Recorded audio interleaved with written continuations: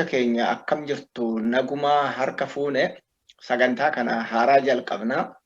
Sagantaan kunillee maqaan isaa qormaata qoraasuma afaan Oromoo jedhama. Egaan waan kanarratti bal'ina sagantaa kana maaliif akka yaannillee isinii dhiyeessuuf deemna. Asuma keessattuu sagantaa keenya har'aa keessatti maaltu sagantaa kanatti yookaan dhimma afaan Oromoo kanatti nu kaase kan jedhu eenyu fa'atu qopheessuu heda waan kana fuulduratti kan jedhu akkasumas immoo waa'ee sagantaa keenya kana bal'inaan isinii ibsuuf deemna. Ofillee barsiifna namoonni waan kanarratti hirmaatan. Egaan obbo Amaan sagantaa kana akka nu saaqan affeeran dabaree obbo Amaanii kenna jechuudha. Hayyee obbo Asnaa ifam galata guddaa qabda. Naaf heeruu keetii fi akkuma obbo Asnaaqaan ibsee sagantaan kuni sagantaa qormaata qoraasuma afaan Oromoo jennee moggaafne. Maalii fi qormaata fi qoraasuma afaan Oromoo jennee akka moggaafne itti aansinee bal'inaan walirraa fuunee ibsuu yaallaa jechuudha. Sababiin isaa lama. Tokkoffaa afaan Oromoo bal'inaan qorachuu fi guddisuun barbaachisaa waan ta'eef, kalammataa baroota as aanaa kana afaan Oromoo babbadaa waan deemeef, afoolla'aa waan deemeef karaa biraatiin kan akka gaariitti ibsuun barbaachisaa ta'a. Afaan Oromoo ka haadha abbaa hin qabne gabeelchaan yookiin makaan dhalachuu isaa kanallee akkuma qoraasumaan qodaa tokko qoraasanii urgeessanii qulqulleessan qeeqa ijaaraan afaan badaa jiru kanallee sirreessanii qajeelchuu fi dhaloota itti aanuuf dabarsuun barbaachisaa waan ta'eef sababoota gurguddoo lamaan kanarraa ka'uun qophii qormaata qoraasuma afaan Oromoo jennee moggaafne jechuudha. Maali rakkoon afaan Oromoo mudate? Maaliif sagantaa kana qopheessuun barbaachise ka jedhu? Tokkoffaa duguuggaa afaan Oromoo irratti godhame yoo xiqqaate waggoota 150 lakkoofsisuu isaa Oromoon irra caalaan quba qabanatti fakkaata. Akkuma uummata Oromoo sanyii duguuganii Itoophiyaa keessaa qulqulleessuu barbaadame, afaan Oromollee duguuganii Itoophiyaa fi Oromiyaa keessallee qulqulleessuuf yoo xiqqaate waggoota dheeraa lakkaawwatee jira. Kana qolachuunis barbaachisaa. Duguuggaa afaanii duguuggaa sabaa wajjin wal faana deemaa ture kana qolachuun barbaachisaa waan ta'eef, lammata imaammata afaan Oromoo baqsuu bara Haile Sillaasee hojiirra oole har'allee bifa haaraan ka'aa jiraachuu assimilation afaan Oromoo liqimsanii yookiin baqsanii gara afaan Amaaraa tokko qofatti deebisuudhaa fi imaammanni assimilationist ta'ee bara Haile Sillaasee hojiirra oole. Bara san afaan Oromoo dubbachuun yakka qofaa osoo hin ta'in afaan Oromoo qubee sabaatiin barreessuun yakka akka ture seenaan nu yaadachiisa. Qabxiin sadaffaa yeroo ammaa kana afaan Oromoo Oromiyaa fi Itoophiyaa keessaa qulqulleessanii afaan tokko qofaa deebisuu fi Oromummaan haa badu sagaleen jedhu yeroo ammaa kana naannoo adda addaa keessaa dhagahamaa jira. Kunilleen qolachuun akkuma uummata Oromoo sanyii duguuganii afaan isallee wajjin duguuguu barbaadame. Kunis yeroo ammaa kana humniti adda addaa afaan Oromoo Oromiyaa keessaa qulqulleessuu fi Itoophiyaa keessallee qulqulleessanii deebisanii amaarsuuf Oromiyaallee Itoophiyaallee deebisanii amaarsuuf socho'aa waan jiraniif kanas karaa dammaqiinsa qabuu fi qormaata irratti hundaa'een ofirraa qolachuun barbaachisaa waan ta'eef. Kabiraa olaantummaa afaan alagaa jala afaan Oromoo walaboomsuun Oromiyaa walaboomsuu wajjin waan walitti hidhatuuf kunilleen hojii guddaa nama gaafatu.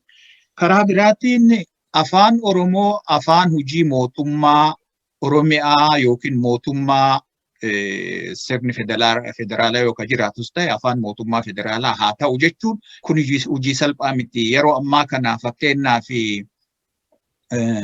muummichi ministeeraa afaan Oromoo feesbuukii isarratti waan barreessuu fi yeroo tokko tokko immoo paartiin bilisiginnaa afaan Oromoo waan dubbatuuf gaafiin afaan Oromoo deebi'ee jira. Afaan Oromoo afaan federaalaa ta'ee jedhanii qoosaa jiru.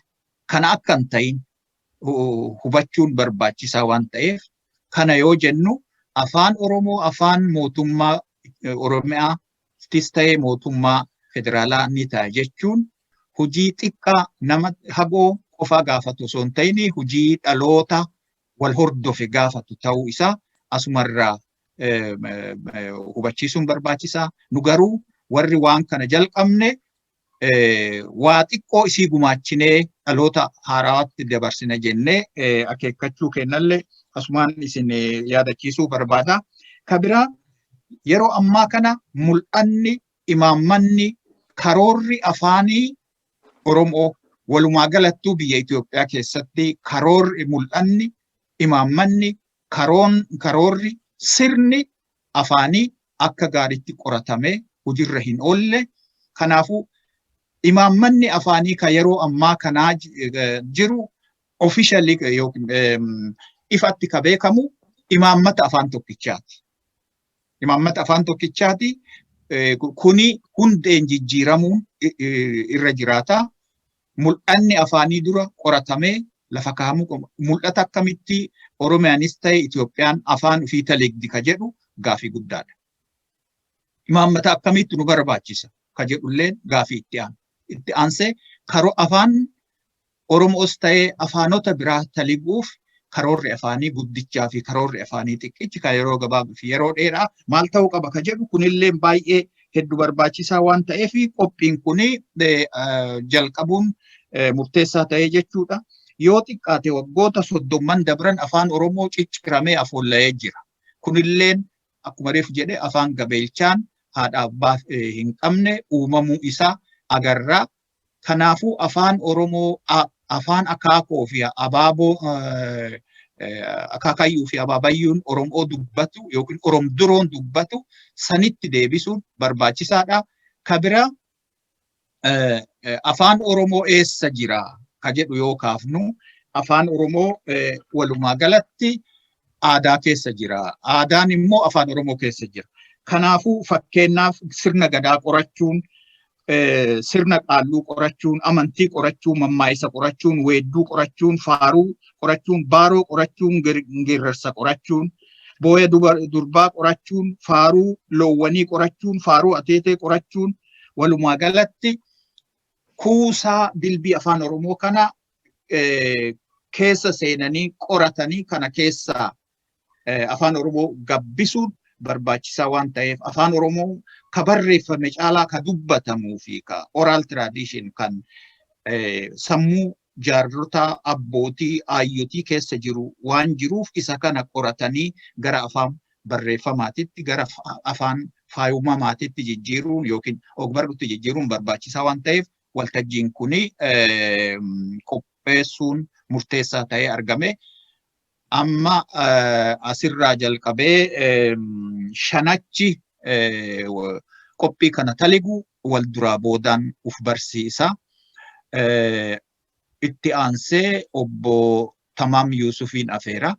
Obbo Tamaam Yuusufiin Fayyaadee Ba'amaan egaa wanni maaltu waan kan nu kaasee jedhamarratti waa wanni afkiilee takka dabaluudhaaf kan duraati muuxannoo keessa dabarreerraa waan agarreerraa honguu laallu afaan keenya akkuma jalqaba kaayameetti afaan akaakilee fi abaabileerraa dhaalame san dabsamaa dhufuun isaa waan tokko san qofa otoo hin taane afaan uummanni miliyoonni dilli kun lafa bal'oo tanarratti dubbatu waan ta'eef dialect yookiin lahjaa yookiin garaagarummaan afaan keessatti dhufu afaan hundumaa yoo qabu san keessa jiraachuun waan jiruuf hogguu afaan tokko wanni akkasii san qabaatu diyaalektii adda addaa hogguu qabaatu afaan barnootaa ta'uudhaaf waaltinni barbaachisaadha. Amma hogguu afaan hiikoo keessatti qooda fudhannu yoo argitannamu hogguunii fi afaan jecha tokko afaan Oromootti nama kanaaf hiikaa hogguu jedhanii yoo amma fakkeenyuma bedduu beekame killee yoo afaan Ingilizitti eegnuun jedhe amma nama hiiluuf sanii fi killee ja'a, hanqaaquu ja'a, buphaa ja'a, uffufaa ja'a jennee kana hundatti himuun barbaachisaa ta'a akkama jiru kanatti. Yoonii fi afaan waaltee tokko uummanne kana keessaa tokko fudhanneetuma afaan waaltinaatitti kana jenna jennee himna jechuudha. Lahjaa diyaalektii adda addaa tana barsiisuu dhabuurraa, barachuu dhabuurraa yookiin immoo waalteessuu dhabuurraa bakka itti jechi hiinu gara malatti itti hiikamee rakkinni itti dhufe faan jira. Fakkeenyaaf wanni keessatti reebuu bakka jiru amma fakkeenyaaf reebuuni gara dhihaatitti uleedhaan qo'uu jechuudha. Gara bahaatitti immoo faana fiiguu jechuudha. Arihuu jechuudha. Nama tokko dha'uudhaaf faana fiiguu jechuudha. So waan akkasii irratti amma hiikaa jecha akkasii irratti bakki rakkoon itti dhufee jira. Mana seeraa keessatti jechuudha. Kanaaf waan akkasiitiif irratti hojjechuun barbaachisa. Tokko diyaalektiileen jiru barsiifamuu qaba. Diyaalektiin hundinuu Oromootii wal qixaa barsiifamuu qaba. Lama hojii keessa adeemsa keessa inni waaltawaa ta'e kam akka ta'e murteeffachuu danda'u nurra jira. Kana irratti hojjetamaa waan hin jirre waan sana irratti akka hojjetamuus mala godhuudhaaf waan kana jalqabne. Kana egaa beeksisuudhaaf ani barnoota kiyya kan jalqabaa Haramaayaa Baha Oromiyaatiin baradhee barnoota keessa sadarkaa lamadaanis ichuma magaalaa Dirree Dhawaattiin baradhee barnoota kiyya yuunivarsiitii Finfinnee dhaqee odoon qonna godhanitti baqachuun narra ture. Biyya Masriittiin digirii tiyya duraa fudhadhee ichi booda biyya Kaanadaatti digirii tiyya lamadaa takka sabjektii biraatiin fudhadhee maastersii biraa ammaas afaan linguistics barnoota afaaniitiin fudhadhee afaan Oromoo barsiisuudhaaf jecha kitaabee wahii sirneessa afaan Oromoo kayyoo baruu barreessee jira afaan qomee barsiisuudhaaf kan tajaajilu jechuudha. Saniin booda waa'ee afaan hiikuu irratti biyya Kanadaa keessatti qooda fudhadhee afaan Oromoo afaan Ingilizii irraa afaan Oromootitti hiikuu jechuudha. Warra mana seeraatii hospitaalaa fi waan akkasiitti jechuudha. San booda waa'ee hiikaa afaanii irratti Austraaliyaatti koorsii fudhadhee jira. Saniin booda barruulee adda addaa waa'ee afaan Oromoo irratti qormaata godhee babarreessaatiin jira kitaaban irratti. Egaa kanuma kana keessaan yaadni kun naa dhufe akkasitti yaa wal barbaannee ongoonii fi warra wal fakkaannoon walitti dhufne anis itti dabalame jechuudha. Fayyaadee.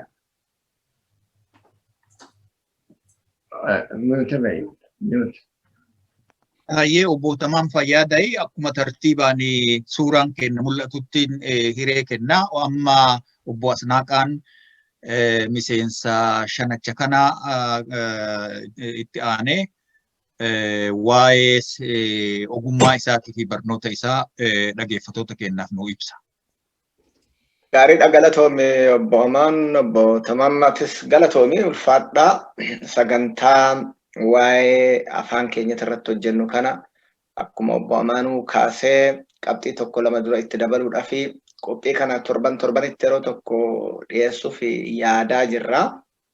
Akkasumas immoo irra caalaa kaayyoon keenya afaan keenya haalatti guddachaa jiru kana qeeqa dhiyeessuudhaan akeekas kaa'uudhaan tariitii namni akka waan barreessuuf waan hojjetu hundumarratti of eeggannoo godhu irra caalaa yaadachiisuu fi ani maqaan kiyyaa Asnaaqaa Tashomee Erkootii barnoota jalqabaa kanan baradhee mana barnootaa Saddiiqaa Arsii Diidaatti akkasumas sadarkaa lammataatillee kanan baradhee Roobee Arsii Diidaati.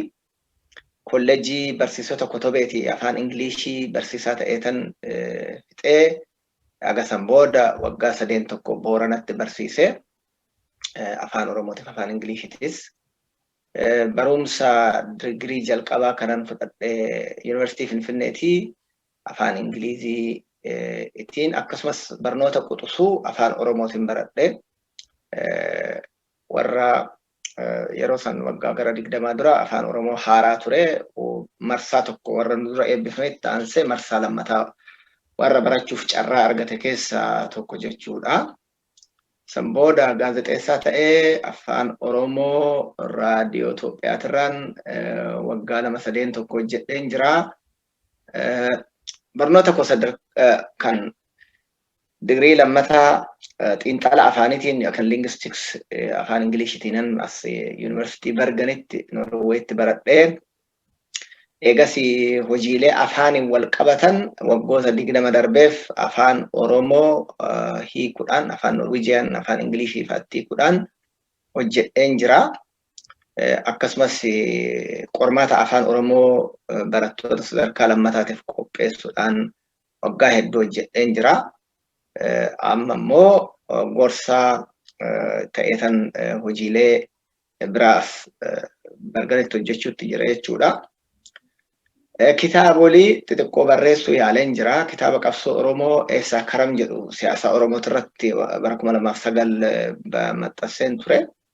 Kan biraa ammas kitaaba barruulee xiqqoo tokko yaayyaa kan jettu waa'ee aadaa Oromootirratti gadaatirratti maxxansinee biyyattillee dhiyaatee ture waggaa hedduu dura. Akkasumas kitaaba waggaa 3 dura waaqeffannaa amantii Oromoo ganamaa jedhu namoota biraa waliin ta'ee maxxansinee jirra. Akkasumas barruulee waaqeffannaa jedhu waggaa 2 dura namoota wajjin taanee maxxansinee jirra. Baroota darbe kana keessa waggaa 5 darbe kana qormaata waa'ee gadaaf waaqeffannaa oosa fi seminaara adda addaa irratti dhiyeessan ture. Muuxannoon ani qabu afaanii fi aadaa keenya wal qabate kana galatoomaan jedha. Hayyee Asnaaqaa galatoomii miseensonni shanachaa as keessatti argitan kun dhaggeeffattoota keenyaa warra ogummaa adda addaa qabanii fi muuxannoo dilbii qaban ta'uu isaanii asumaan isin hubachiisaa. Obbo Alamaayyoo Qubee duraan akkasitti ka beekamu keessattuu bara chaartaraa qubee afaan Oromoo barreessuu fi sirna barnoota afaan Oromoo dhaloota qubee generation kan jedhu kana warra gadhaaban keessaa tokko.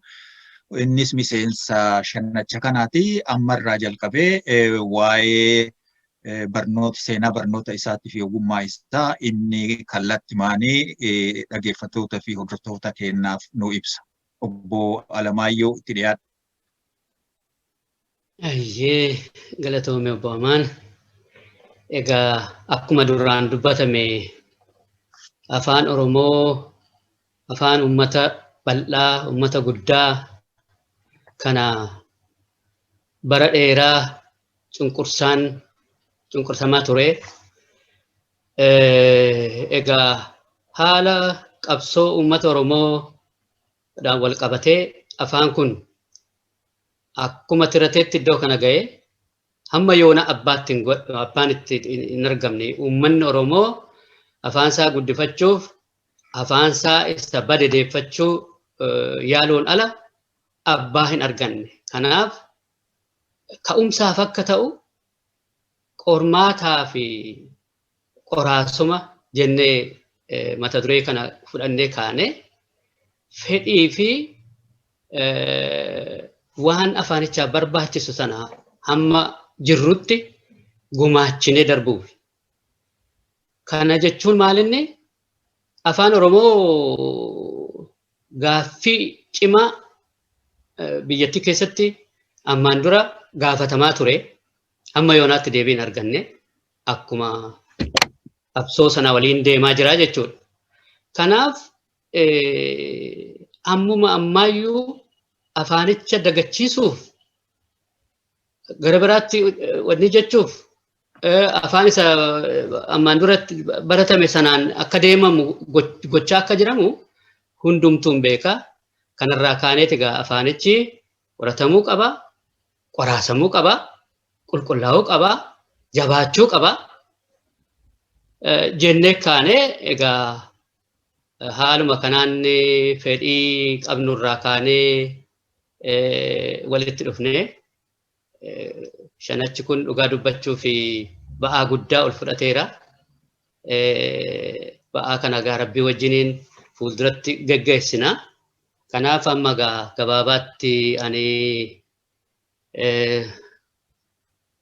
of ibsuudhaaf dura Alamaayyoo Qubeetii akkuma jedhamee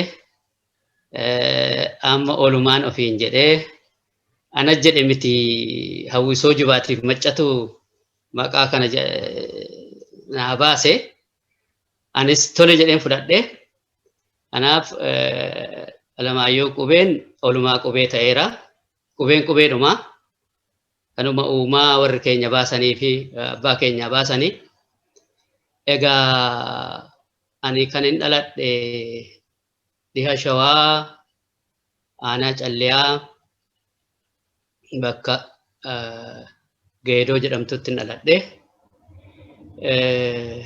Achi sadarkaa umurii barnootaa nannaan ga'uun sadarkaa tokkoffaa achumatti hin baradhe. Achi sadarkaa lammaffaa Amboo itti baradheen achi barsiisaa ta'ee bahee TTI Kotobeetti illee inji'ee sana keessa galaana keessan seenee uummata koo keessa jechuudha barsiisaa ta'ee. Egaa haga ammaatti waa'eedhuma afaan kanaa waa'ee aadaa kanattan hojjechaa ture. Gidduutti waggaa 16 eegan barsiisee boodan yuunivarsiitii seenee bulchiinsa barnootaatiin eegan argadhee booda ammas manuma hojiidhuma kootti barsiisuu fi daayireektara haayiskuulii ta'uudhaan hojjechaa ture. Egaa utuma kana keessa jirru yeroo chaartaraa sana carraa afaanicha guddisuu arganne kaarikulamii kutaa tokko amma jaatti yeroo qophaa'u sana itti hirmaadheera. Otuma kana goonuu kutaa keessatti qofaa miti uummanni afaanicha waan barbaaduuf oduma kitaaba sana qopheessinu barruulee qabee jettu garee wajjiniin hojjennu sana wajjiniin qabee amma marsaa 7ffaatti baasaa turre. Achi baruma chaartara sanaa yeroo dhiibbaa guddaan godhamaa jiru sana dhaabni Adda Bilisummaa Oromoo dhiibamee bahee. Egaa dhaabni bahus afaanichi bahuun qabu jennee koree akkuma amma kun fedhiidhaan walitti dhufne kana koree qubee Finfinnee jennee dhaabnee mana barnootaa Minilik sadarkaa tokkoffaa keessatti barnoonni afaan Oromoo kennamaa ture. Akkanatti isa keessatti koree dhaabnee koree sanaaf gaggeessan ana ture. Kanatti egaa barnoota afaan Oromoo akka cimu akka jabaatu achumaan yeroodhuma sana immoo yeroo sana bu'uurri bu'e bu'uurri guddaa karaa afaanii kanaa kan bu'e yeroo sana achumaan waa'ee wanni nu gaafatanii TTI'n Oromiyaa keessa jiru hundi kitaaba barbaada jennaan isas qopheessine isa keessatti hirmaadheera jechuufani. Achi gaazexaan Bariisaa hangafa karaa barruu afaan Oromoo gaazexaa Bariisaa xalayaadhaan na gaafatanii hojjetoota gaazexaa Bariisaa leenjii afaan Oromootiin hojjechuu waan barbaannuuf jedhanii xalayaan sinamayyuu jira. Xalayaadhaan na gaafannaan barsiisee ji'uma lama barsiiseen sana booda afaan Oromootiin qubee afaan Oromootiin calqaban isaanis achi televezyiinii Itoophiyaa qophii afaan Oromoo ammas xalayaadhaan na gaafatanii achirrattis hirmaadheera. Egaa kana faa gochuudhaan iddoon amma jirutti illee yoo inni gabaabsuu barbaachise as Awustiraaliyaa eegan dhufe yeroon qabsoorra jirus afaanichuma barsiisaan ture, itti gaafatamaa barnootaa ta'een hojjechaa ture. Asitti immoo interpreetara ta'eetan afaan Oromoo hiikaa isaan hojjechaa isaan nyaachaa jira gabaabumatti. Hayyee obbo Olumaa Qubee bal'innaanii seenaa kan kee keessattuu qubee afaan Oromootii fi barnoota afaan Oromoo keessatti qooda gumaachitee gabaabsitee dhaggeeffattoota keenyaaf nu ibsuu keetiif galata guddaa qabda. Waan ati jette keessaa tokko yoo fudhanne afaan Oromoo haga ammaatitti abbaan arganne ka jedhu kun dhugaa jiru calaqqisiisa. Fuulduraaf waltajjiin kuni warra hafanillee ofitti dabalee afaan kana abbaa akka itti godhuuf deemu asumaan dhaamsa keenya dabarsina. Itti aansinee akkuma Olumaa Qubee obbo Muhammad Amin nu keessatti argama. Obbo Muhammad Amin illeen yeroo dheeraa afaan Oromoo keessatti qooda olaanaa gumaachaa ture.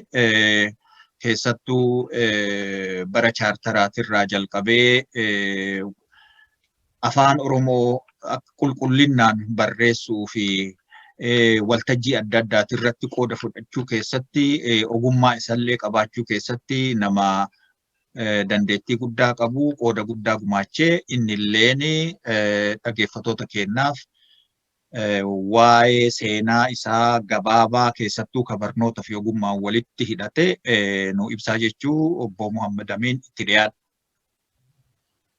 Hedduu galatoome obbo Amaan, maqaan koo Muhammad Amin abbaa biyyaati.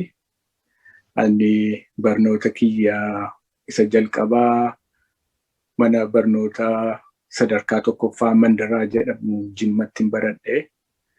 Sadarkaa lammaffaa immoo mana barnoota waliigalaa magaalaa Jimmaa guddaatti baradhe. Isaan booda Addis Ababa University yookiin Finfinnee Universitytti dhaqee barnoota an barachuu barbaade alatti utuudhuma maqaa koo argannu isan keessaa jibbu የኢትዮጵያ ቋንቋና ስነ ጽሁፍ yookiin Ethiopian language and literature kan jedhu keessatti ramadame. Sana almost baradhu dheegiin dhiise booda egaa abbaan koo daldalaan jiraata.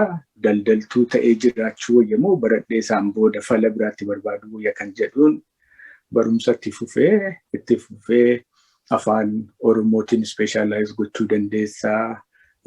Yeroo afaan Itoophiyaa jedhamu waa hunda of keessaa qabannaan sabuma sanaan of amansiise. Oromoo noun phrase kan jedhu irratti teesis hojjedhee qormaata akkasiitiin Addis Ababa Yuunivarsiitiidhaa eebbifame. Eegiin eebbifameen booda bara chaartaraa sana barreessaa ta'ee tan hojjetaa ture. Barreessummaan kun sadarkaa adda addaatti kan achitti hojjetaa ture. Utuudhumaan sana jiru mootummaa ce'umsaa keessaas bahamee biyya alaa kanas dhufuun dhufee egaa bakkuma naqeetti barreessaa dhuma ta'een hojjetaa ture. Sadarkaa sanaan walgahii idilee adda addaatti adeeman barruu qabuudhaan ibsa jennoo qopheessee dhiyeessuudhaan isaan booda immoo waan namni haasa'e kana hunda walitti fidanii akka kitaabaatti baasanii raabsuudhaan waanuma adda addaa walgahii hedduu irratti godhame sanarratti hojjechuun afaan Oromoo akkan hedduu jabeeffadhu na godhee jira. Akka hoobiitti yookiin immoo akka jaalalaatti immoo walaloo barreessuun jaalladha. Walaloo hedduu barreesseera. Karaa kitaabaatti geeddaree nan baasa kan jedhu qophiittan jira malee ammallee hin baane. garuu onlaayinii kana karaa adda addaatiin walaloon sunis uummata biraan gaheera. Amma waan ani barbaanne waan na barsiisaniif barnoota koo geeddaruun qaba jedhee mee akkamittaan of madaala kan jedhuun injiinariitiin galee kolleejjii kireeditii 30 wayii fudhadhee qabxii olaanaa bareedaadhaan waan an dabarfadheef Master of Science in Telecommunication jedheen hamma sana baradhee sanaan hojjetaara. Fuulduratti galmee waa'ee afaanii irratti koorsii adda addaa fudhadhee of cimsuudhaa tattaafataa jira. Seenaan koo gabaabaatti kanuma amaan galatoomne. Ayyee Muhammad Amin galata guddaa qabda.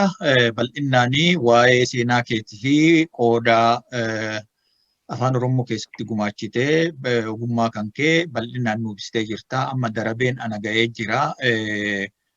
Ani maqaan kiyyaa Amaan Kadir Qaamsaree jedhama. Arsii Arbaa Guuguu aanaa Colleetti dhaladhee barnoota kiyya sadarkaa tokkoffaa aanaa Gololchaa Dhaka Diimaa bakka jedhamutti barasanii Catholic Mission ture sanitti jalqabe. Garuu wanni nama gaddisiisu afaan Oromootiin barachuuf hireen arganne yeroo sanitti mana keessatti maatii kiyya wajjin haadha abbaa kiyya wajjin afaan Oromootiin dubbataa guyyaa guyyaa afaan Amaaraa barachuun dirqii ture. Qubee afaan Amaaraa barachuun dirqii ture. Itti aansee Dhaka Diimarraa gara Collee aanaa Collee Qulullicha magaalaa Qulullicha jedhamutti jijjiiramee achitti illee haga sadarkaa 5 irraa jalqabee hanga 8tti baradhe. 8 Colleetti erga fixeen booda gara Arbaa Guuguu Abboomsaa magaalaa Abboomsaa mana barnoota magaalaa Abboomsaa keessatti argamutti haga kutaa 11tti baradhe. Achi boodan odoo 12 fixinii poolitikaa keessa seenee achiin booda mana hidhaa seenee jechuudha. Barnoota kiyya gulantaa 12 yookiin yeroo sanitti maatiriik jedhamu Karchallee Finfinnee keessatti baradhee xumuradhee qormaata naa kennamellee dabree achi boodan gara kolleejjii Bahar Dar Gojjam baradhee jechuu pedagogical science qormaata ogummaa afaanii jechuu.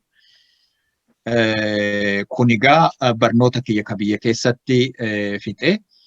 Achi boodaan gara biyya Noorweeyitti dhufee biyya Noorweey kun yeroo dheeraan booda jechuu biyya Noorweey eega dhufeen boodatti University Tromsø Science of Literature ani faayumama jedhaani literature ka jedhu kana jechuun literature ka jedhu ogummaa barreessaa jechuu Oromoon ogummaa barruu yeroo dhiyoo keessa dhaabachuu jalqabee dur garuu afaan Oromoo afaan dubbiiti afaan dubbii immoo oral tradition ka jedhamu faaya uumamaa uumaa faarsuu jechuudha afaan Oromootitti literature ka jedhu kun. Kanaafuu barnoota kiyya asitti maastersiin fixee kabiraa ogummaa afaanii biyya Ingiliziititti sociolinguistics baradhe. Barnoota gabaabsee kanumaan yoo bira darbee ogummaa adda addaa yookiin immoo waan adda addaa hojjechaa ture urga biyya Noorweey dhufe tokkoffaa gobbuu jechoota afaan Oromoo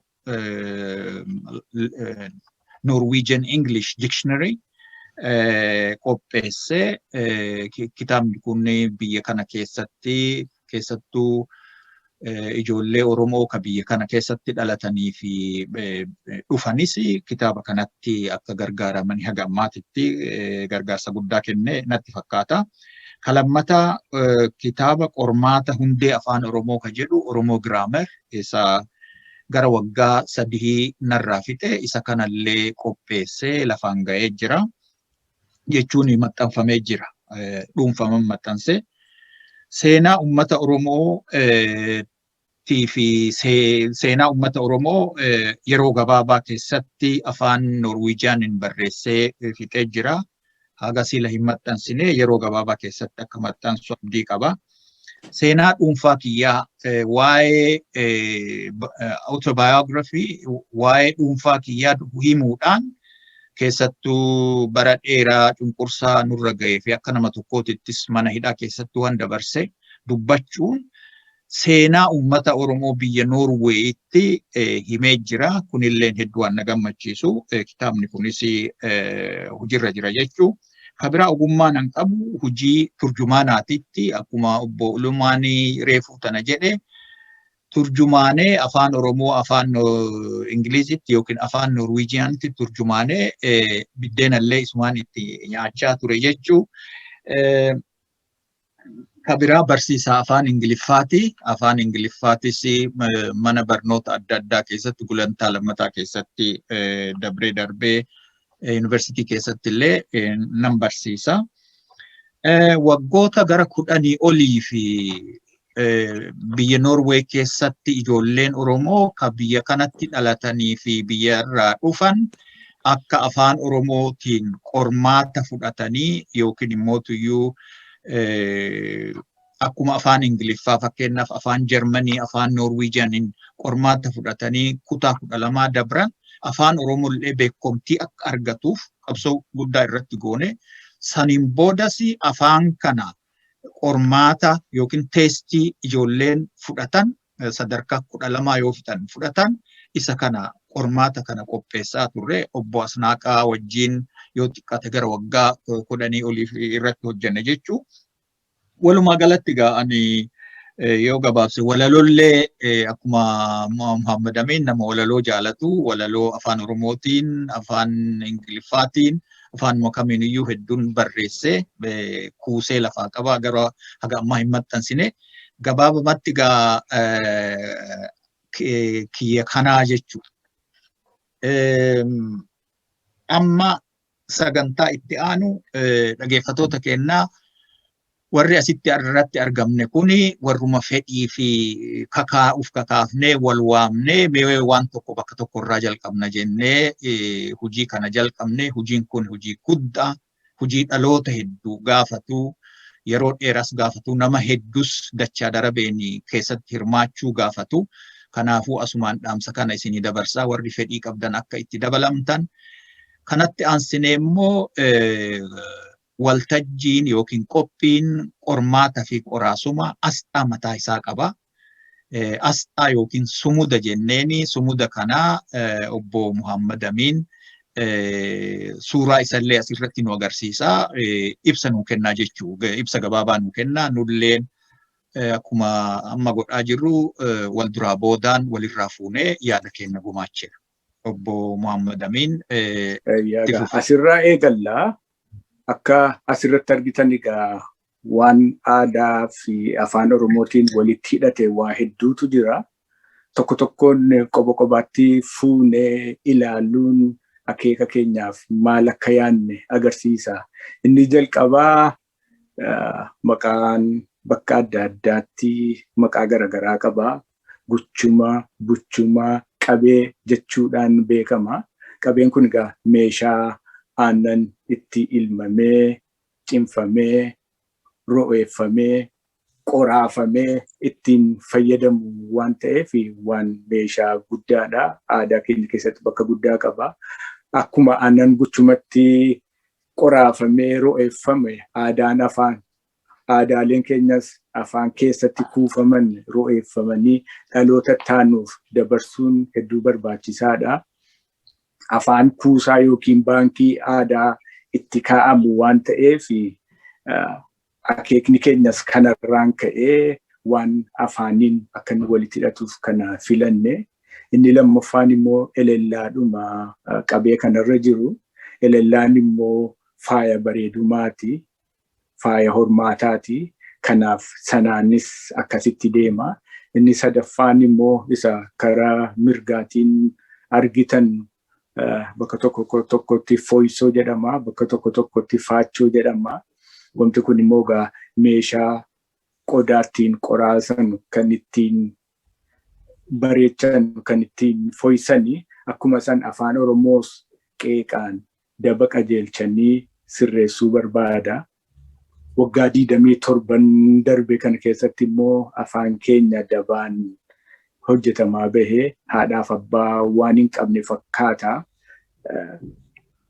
Waan argaa jirru kana akkamitti ta'aa afaanumti amma dhalachaa jiru kun ta'aa jiru kun akkamitti ilaalla kan jedhuun afaan Oromoo qoraasanii fooyyisuun babbareechuun barbaachisaa ta'e. Kanaaf qabee kana ittiin qulqulleessuuf akkuma itti gargaaraman nummoo afaan Oromoo seera isaa, sirna isaa, heera bulmaata isaa hamma hojiirra jiru kan dabe sirreessuu, kan hojjete jajjabeessuu fi kan qajeelle waaltessuun akka barbaachisu akeekuudhaaf kanatti fakkii fudhanne. Fooyyisoon immoo jallisii fiixeensii qalamaa yookiin iskiriptoo nu jedhu barruulee warreen agarsiiftu waa'ee sirna barreessaa afaan keenyaa qubee yookiin immoo ortoogiraafii illee akka qorannu agarsiisa. Dabalees immoo inni jalatti bifa magariisaa fi geengoon yookiin golollee yookiin korboo jedhamuun beekamu sun immoo dachaafamee halluu magariisaan wal marfamu guddina afaan Oromoo agarsiisa. Kunis sanaan itti yaadneetuma keenye. Barruun immoo qaama guchuma irratti barreeffamee jiru kuni hog-barreessa afaan Oromoo mul'isa. Maddii wixin gochaa yookiin infinitive isa nu jennu sana barreessuu jechuudha. Guchuma jechuunis ni danda'ama. Kanaaf akkaataan nuti kanatti fillee qormaataa fi qoraasuma afaan Oromoo qaaqaa'oo jennee maqaa kanaan kaaneerra. Qormaata yeroo jennu afaan Oromoo kana qormaata isaa tolchuu, daayilektii yookiin bakka adda addaatti saasaamu walitti fiduu, isaammaa hojiirra jiru immoo qoraasanii qulleessanii bareechuu kana hunda of keessaa qaba. Kanaaf mallattoo kanaan kaanee kan hafe immoo jaallan koo itti dabalanu sittan deebisan Amaan. Ayyee akkuma dhaggeeffattoota fi daawwattoota keenyaa akkuma asirratti argitanii sumuda yookiin asxaa qormaataa qoraasuma afaan Oromoo obbo Muhammad Amiin gabaabaatti karaa bilchina qabu tokkoon nu ibsee jira. Shanacha keessa yaada gabbisu yoo qabaattan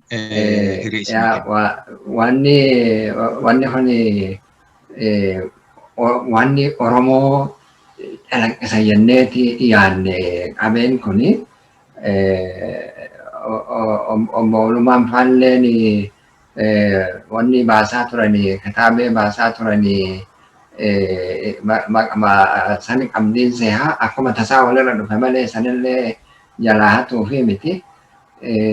Ammoo wanni kanarratti wanni ibsuu fedhu tattaaffii Muhammad Amiin waan kana akkanatti nu mul'isuu irratti qooda inni kanneen hedduu dinqisiifachuu barbaada. Hundinuu namoota irratti gungumaa jechee qoraasuma kana gaa fooyyisoo tana oguu qabee tana dura qoraasaniiti qoraasuma keessa godhaniiti oguu booda cileenii fi maaliin nu keessaaf ta'e fooyyisoo tanaan irraa akkasitti haxaa'uun jechuudha. Fooyyisoon sanuma qabee tana barreessuu fi qulqulleessuu fi wanni san hundi keessa jirti jechuudha.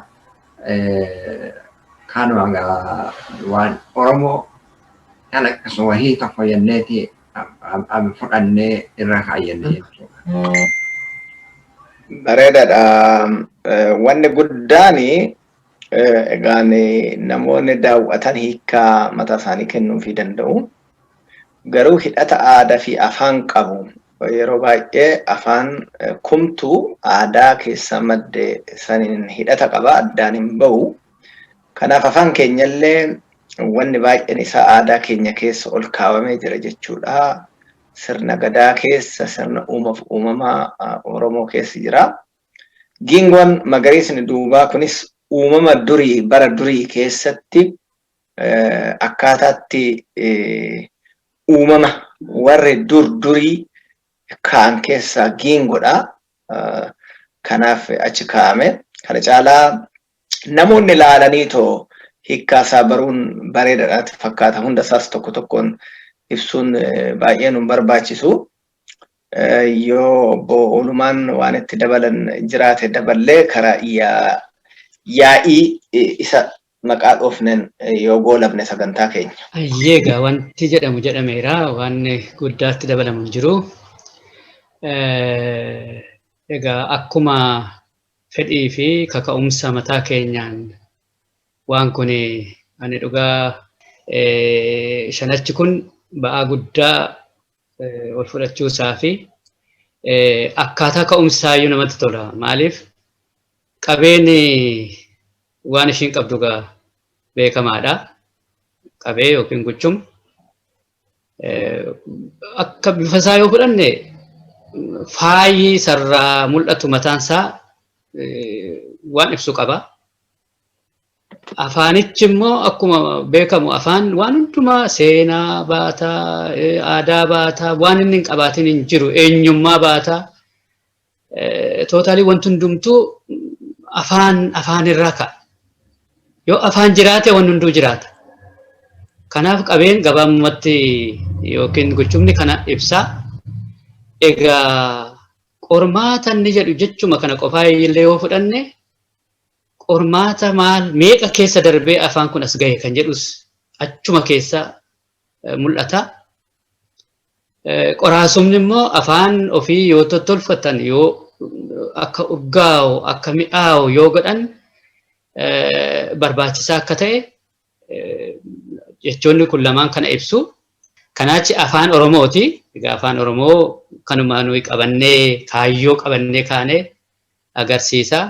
Kanaafuu dhugaa dubbachuuf ka'umsa bu'uura buusuudhaaf waan gargaaru ta'ee natti mul'ata. Silaagaa akka seera afaaniitti qormaataa fi qoraasuma afaan Oromoo jedhamutu irra ture. Garuu qooda fi sanatti galchinu tokkotti dalbarlee qormaataa qoraasuma ta'e akkuma bunaa shaayii jedhee waan lama akkasitti walitti hidhuun danda'amu ilaalcha sanaan kun kan godhamne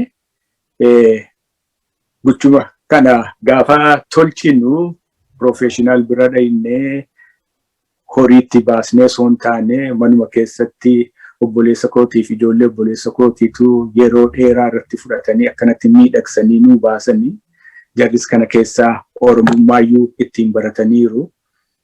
Akkaataa waan Oromootti tolfamuyyuu dinqisiifataa turanii kanuman itti dabaluu barbaade.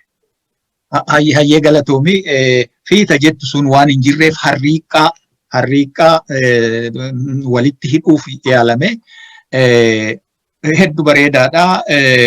Akkuma hundumti keessanuyyuu jettan guchuma duyda guchuma kanarratti wanni arginu qaroomina agarraa jechuudha. Qaroomina Oromoo agarraa.